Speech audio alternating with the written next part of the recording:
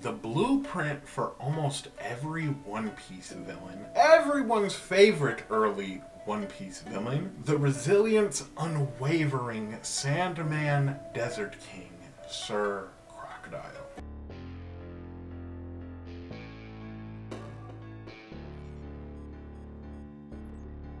Hello motherfuckers, welcome back to my motherfucking channel. Today we are continuing in my series of ranking the warlords, and today is all about Crocodile. Really, this week is all about Crocodile because I have a theory coming out along with this video, so stay tuned. We just did Mihawk, and before that it was Gecko Moria. We're just going one by one, and before I start, please like and subscribe. We're almost at 7K, so please. But let's get into this. Now let's do a quick rundown of Crocodile's basic stats. Currently 46 years old, and he was born September 6th. Standing at 253 centimeters and 8.36 feet tall. With a bounty of 1,965,000,000 berries. And having the sand fruit, the Suna Suna no Mi. It is a Logia type. He can, basically control sand, make his body into sand. He's a sand user. Okay, now let's get into Crocodile's timeline. Where and what has he done over the course of the story? Well, we know he was born somewhere on the Grand Line. It's not really mentioned where, but we know it's somewhere on the Grand Line. 24 years before the current storyline, we see Crocodile at Roger's execution. I think he was at the age of 22 or something like that. And I mean, it makes sense. All the big names that are big right now in the story all witnessed Roger's execution. And around this time in his youth, he meets Emporio Ivankov, and something happens between these two that Crocodile does not want us to know. But I have a feeling we will find out sooner or later. After moving to the New World and becoming a warlord in his early 20s, he grows some balls and challenges Whitebeard, and Whitebeard clears, okay? Easy diff. Let's just be real. Easy diff KO. It happened, okay? And this kills his dream in becoming the king of the pirates. Yes, Crocodile wanted to be the king of the pirates. Now, 16 years before the current story, at the age of 30, he moves to Alabasta and becomes the pirate hunting hero. Cool. That's a cool name. I like that. I like, Zoro's epithet. I love Mihawk even had an epithet like that, so I find it cool. And while in Alabasta, he starts a secret crime syndicate, what we now know of as Baroque Works, with the plans to take over Alabasta and use its poneglyph to find the ancient weapon Pluton, which would put Crocodile above a lot of people in the story. With having that much power behind you, you would be a threat for sure. So I understand why he was going for it. He lost to Whitebeard. He needed something, okay? And we all know how Alabasta ends. Luffy ends up defeating Crocodile, and like Whitebeard, Luffy ends another one of Crocodile's dreams. And after Luffy brings an end to the Desert King, Smoker, of all people, gets the victory royale. Okay, let's just be real. Luffy was not granted that victory because if the world knew that the pirates did a good deed, then it would look bad on the world government, so they gave that victory to Smoker, stripping Crocodile of his warlord title. After Alabasta, he was sent to serve his sentence in Impel Down, level 6, where he was later freed by the same man that ended one of his dreams, Luffy. And he was basically forced by Ivankov with this secret that we don't know about yet to help at Marineford. Okay, now we're jumping into Marineford. And at Marineford, Crocodile gets into so many scuffles. Like, I feel like we see him the most. Out of a lot of people that are there, we see him fight the most. Crocodile versus Jozu, which was stopped by Doflamingo. But Doflamingo asked Crocodile to join up with him, team up with him, which Crocodile declines the offer and sends Doflamingo away with an attack. But later we see Crocodile just standing there, all, you know, minding his business somewhat, some sort, and his head just goes flying off. Doflamingo cuts off his head. That moment in Marineford will live in my head rent fucking free.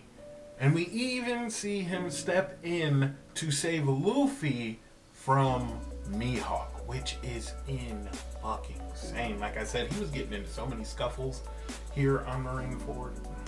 Shout out Croc. You know, I kind of used to shit on Crocodile because I wasn't really the biggest fan of Alabasta, but now looking back and doing these videos, I have more respect for Crocodile. And really, we know that Crocodile came here to get revenge on Whitebeard, but it was robbed of him. And once again, ending one of his dreams by Blackbeard. Of course, we all know Blackbeard deals the final blow on Whitebeard. And he even goes on to attack Akainu, which I personally believe Akainu is top 5 strongest present at Marineford. You have Shanks, Akainu, Kuzan, GARP, Whitebeard, but Whitebeard was stage 4. So I don't know, but Akainu definitely is up there for sure. And Crocodile attacks him. Crocodile has balls! I love that! He has balls. And he somehow escapes with Mr. 1 from Marineford. I don't know how he did it, but he fucking did it. That's why I called him resilient. You'll never stop him unless you're Luffy or Whitebeard. And after Marineford and in the 2-year time skip, Crocodile gives Buggy the funds to open and establish the Buggy Foundation. Okay, it's a delivery service. And it's like, okay, networking, kings, love that. It's a business move, and I like that. I like seeing stuff like that. And now, post-time skip, the Warlord system is dissolved, and we see him join up with Mihawk, which to me is crazy because they were just, you know, beefing on Marineford, and now they want to be friends. I mean, I understand they were on two different sides or whatever, but it's interesting to see that friendship. And he goes on to ask Buggy for the money back that he lent him to establish Buggy's delivery service, but Buggy doesn't have it. He doesn't have the funds, and after many threats, Buggy just says, you know what, you can use Buggy's delivery service, which then in turn creates Cross Guild. I talked about it in my Mihawk video. I think Cross Guild is so fucking cool and has so much potential, so I'd love to see where that is going to go for them. And they will go on to attempt to retrieve or go and see what's up with this One Piece.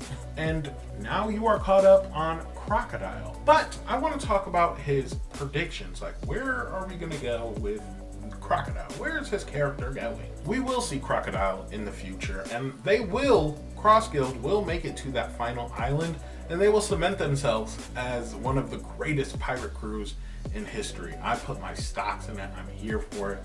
That's me. That's me. And for Crocodile himself, I do think that after a while, after all this is done, I do feel like Cross Guild will disband, but I feel like Crocodile is a businessman, kind of like Buggy, and I feel like he will go on to have a successful business and be a legend in that era, you know, an old legend, like how people talk about, not to that degree, okay, but how people talk about Whitebeard, you know, people will talk about Crocodile, you know, that legend, like Ray Lee, you know, just a lurking legend, just running his business. I feel like that's what I see personally for Crocodile. Now, where would I rank Crocodile on this list? I'm gonna give him an A, okay? I don't think that he deserves an A+. I just don't. Too many failures, okay? And that was my biggest problem with Gecko Moria. But Gecko Moria didn't really, you know, put in any effort after being defeated once. Crocodile was defeated twice and still is out here trying to do his big one. So definitely upgrade from Moria, but I put Mihawk more up there because I feel like Mihawk has way more importance in the story than what we know right now, okay? So I am gonna give him an A, and I think it's rightfully deserved. And honestly, after doing this video, I look at Crocodile a little bit different now, okay? I respect him a lot more, because if this was like a year ago, I don't know, I'd probably give him like B, at least a V. I always thought his power was kind of cool, but you know, I've grown to respect Crocodile. Let's just leave it at that. But I guess that's it. Make sure you come back for the Crocodile theory that I have coming out. Just so like and subscribe so you'll see it. But I guess that's it. Make sure you like and subscribe. Bye, motherfuckers.